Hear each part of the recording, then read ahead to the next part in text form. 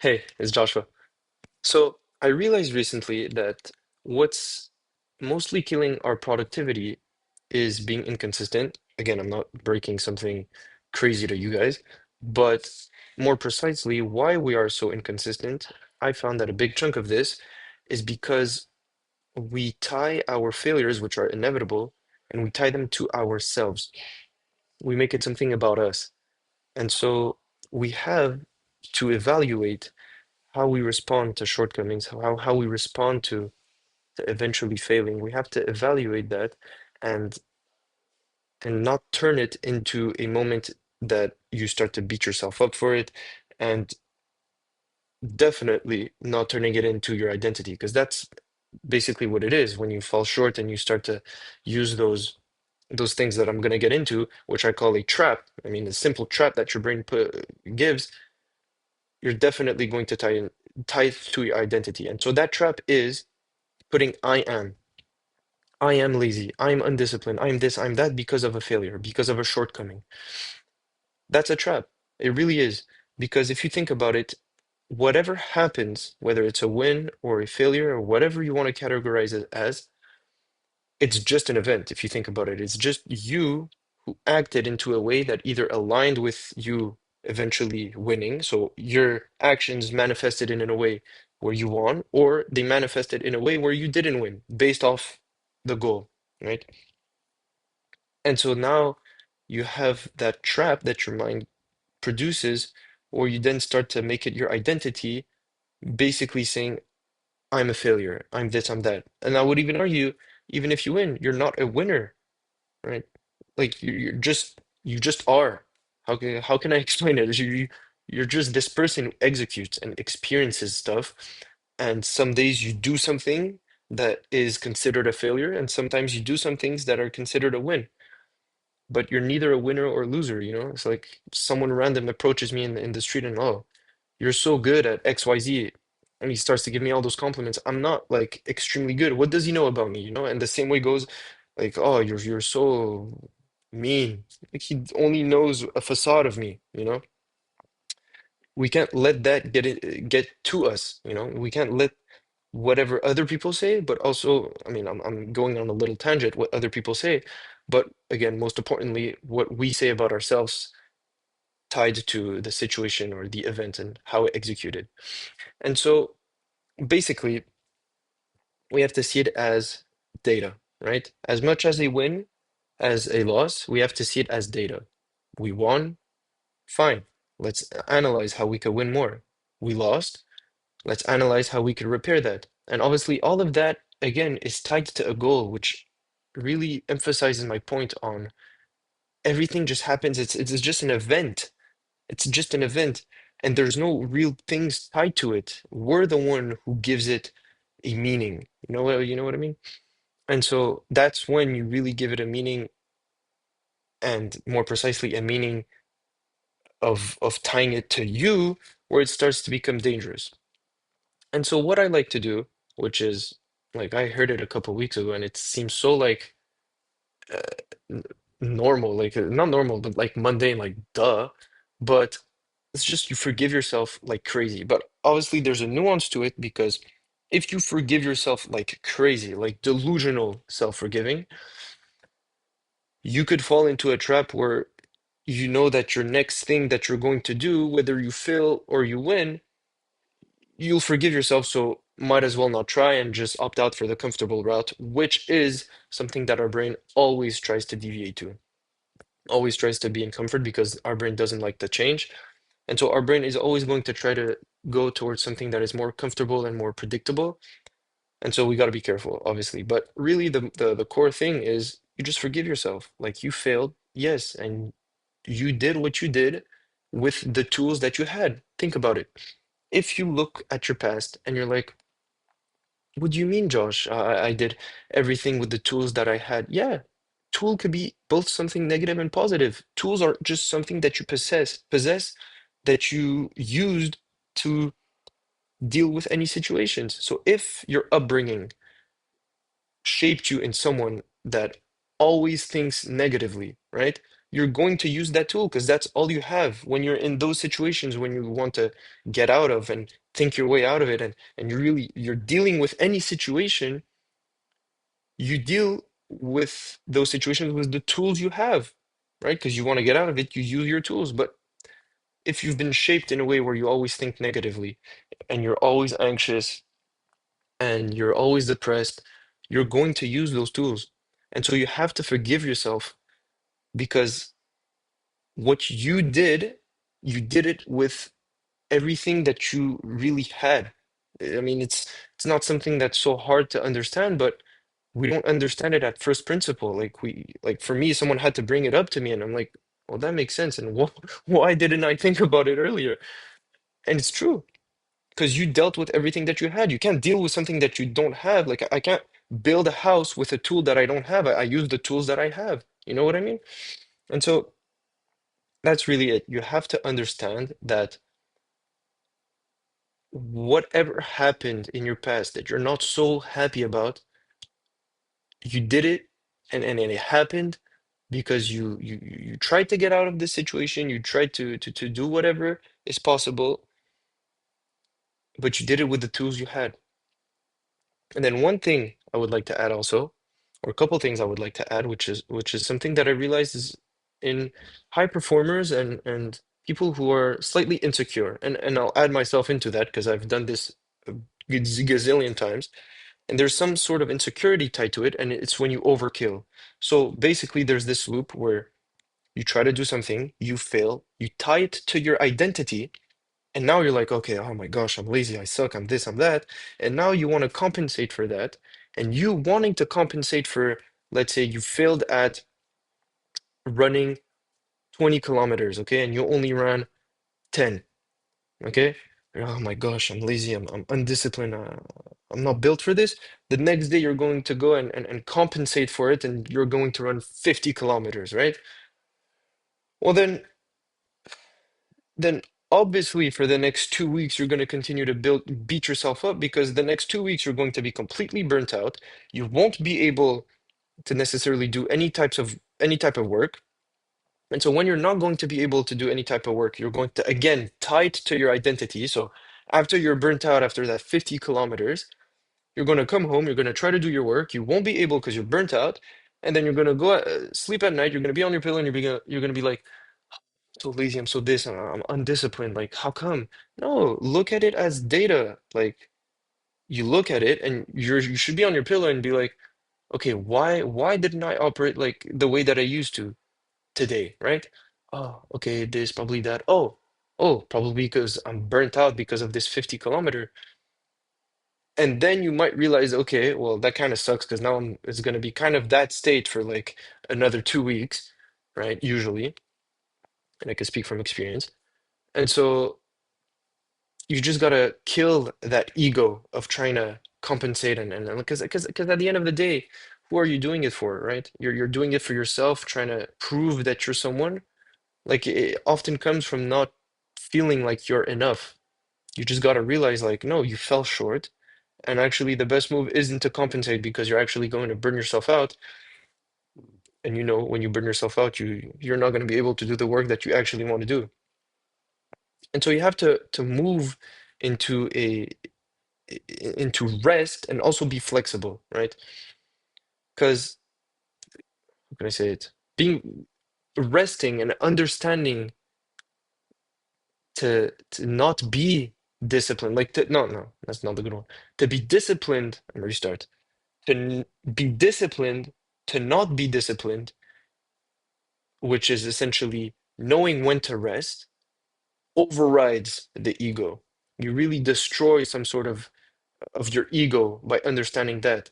And I'm not saying that like, oh, you should relax because your standards don't really matter. What I'm really saying is that that flexibility and understanding when to really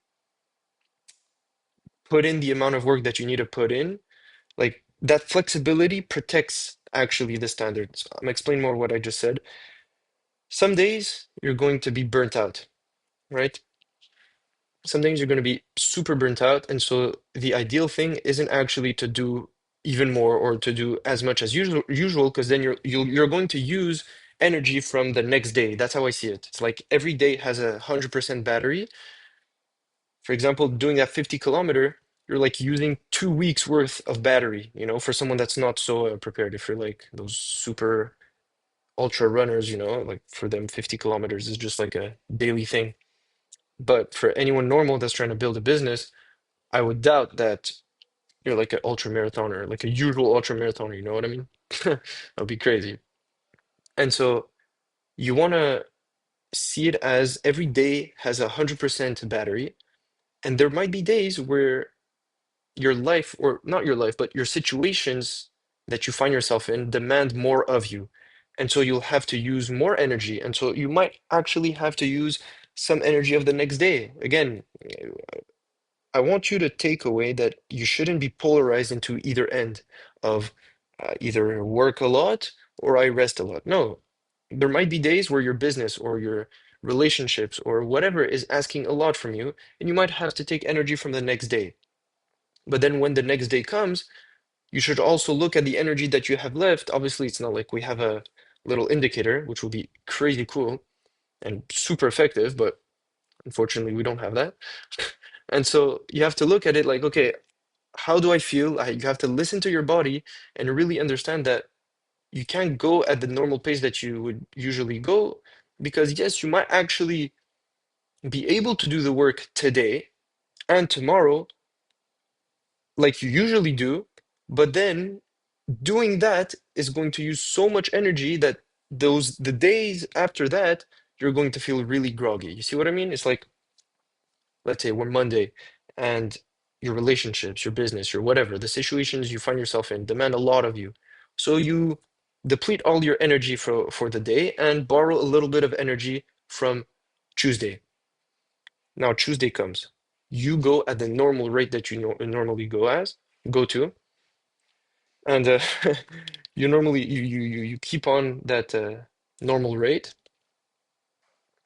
which means that you're using a little bit of batteries from Wednesday. Then Wednesday comes, and you do the same thing. By Friday, you're going to be completely depleted of energy, and you'll have to take a big, big rest. So that's what I mean by being disciplined to be undisciplined. Or, yeah, kind of. We could put it like that, that you have to be disciplined to not be disciplined. Like, you don't want this hardcore stuff, because I'm sure not everyone actually goes that hardcore. It's just the more you do this over the years, meaning the more you keep a steady rhythm, the more you'll be able to increase your battery levels, if you could see it like that. Like you have 100% of batteries every day, but the more you keep a steady pace and not burning yourself out, meaning like I said, like the Friday you're just done, the more you keep a steady pace and you're flexible, the more you'll be actually able to make those batteries more valuable, meaning like the 100% doesn't deplete itself in 5 hours, it depletes itself in 10, I'm trying to put it in a tangible way, you know what I mean? And so if I could tie it more precisely to business, the danger zone is that if you're inconsistent, which is going to happen if, only if you adopt that type of thinking of always putting failures onto you, meaning you tie it to your identity, which means that, like we said, you're not going to work as much, and eventually you're going to burn yourself out, and burning yourself out meaning you're not going to be consistent. Well, that means you're going to miss work blocks. You'll start to post less, or your posting isn't consistent as much. You'll send you'll send messages with but no, yeah, you'll send messages that aren't too you'll do cold outreach that isn't like you normally do it. Like it's not going to be the best. And so really what matters, right? How can I put it? If every miss that you have becomes identity, right? If every miss that you're going to have becomes identity, you'll always lose your momentum. You're eventually, what I mean by always is that it's inevitable you're going to lose momentum at one point. So if you okay, use that example again. If you miss a work block actually, and your content doesn't perform well, and your cold outreach gets ignored, and the plan that you had for the day failed, you could fill in the blanks. If you tie it to yourself and you don't use this as data, because it is data, you're going to lose momentum. You're going to attack yourself, and you're eventually going to lose momentum and consistency, which is what you need. And so you have to be careful because in business, and I'm not speaking from any authority, I'm just speaking from like life, because life is it ties to business pretty well. Things are going to happen, and sometimes we won't understand it. We're going to be like, I prepared it. Everyone says that this is the good method. Everyone says that I should do this, I should do that. You do it and it doesn't work. And then you ask yourself, okay, probably this is some sort of advice where I need to repeat it 10, 20, 100 times to really see the effect of it. It depends. I'm taking that from like let's say cold calling or cold outreach. Like it's not in two messages that you're going to see the effect of how effective your message is. You know, you have to send it to a lot of people to get your percentages of who actually responds, who tries to book, who you know the whole stuff. And so you can't let it attack you because it's going to happen, but at the same time, you don't want to polarize yourself thinking that failure is always going to happen, because then you could kind of think in a depressive way. And I don't like to put it as failure because again, it's just an event. It's failure. It's only failure when that event is tied to a goal that you have. Like, think about it like this. I'm gonna finish with this. Let's say your goal is to win the 2026 NBA Finals. Okay, I'm being precise, and you'll understand why. Let's say that's your goal to win the 2026 NBA Finals. If you try and you actually don't make it, that in and of itself is a failure because you can't go back and try to change that. You can't really change that. It happened, right? But you are malleable. Everything about you is malleable, and everything is not going to repeat itself the next year. The next year in 2027, it's not going to be the same teams. Not everyone's gonna play with the same chemistry that they had. The moves aren't going to be, it's like not gonna be copy pasted exactly. If it's going to be copy pasted exactly, that failure could weigh a lot on you because that failure is going to be repeated for the rest of your life if it's copy pasted every year, right? But no, absolutely not. I mean, that would be crazy, obviously. It's going to change. You are malleable. You can change. A season, when it's over, when something is over, it's not malleable. You can't just go back in the past and tweak some stuff. No, but you are malleable. So you could go in the off season and try to change some moves and look back and iterate what can be better. And you just look and analyze and try to make stuff better, literally. That's all. And so, yeah, that's basically it. And so, if you find yourself to be a coach, an online coach that promotes their business or sells their services through their personal brand, I have a link in the description for a free community. I have absolutely nothing to sell you. It's just a free community of online coaches talking about their wins, about their losses, about how they operate, about their particular struggles and good things about their niche, and basically everything that encompasses what a coach really, an online coach really like goes through on a day to day, you know? And so what I find super cool about this idea is that these online coaches could learn from each other. And when I say these idea, some people might think like, oh, well, he has something planned. No, it's literally a free community and I have absolutely nothing to sell you. It's just an idea that I find super cool. And that's kind of why I post that as well. And so, yeah, if you find yourself to be an online coach, it's a very good opportunity to just build this community with me and make it a real community. Even if there's not too many people in it, just join. You don't have to necessarily do much, and eventually people will join and you'll have a community where you could learn from one another and exponentially grow together. So yeah, that's all I have. Thank you.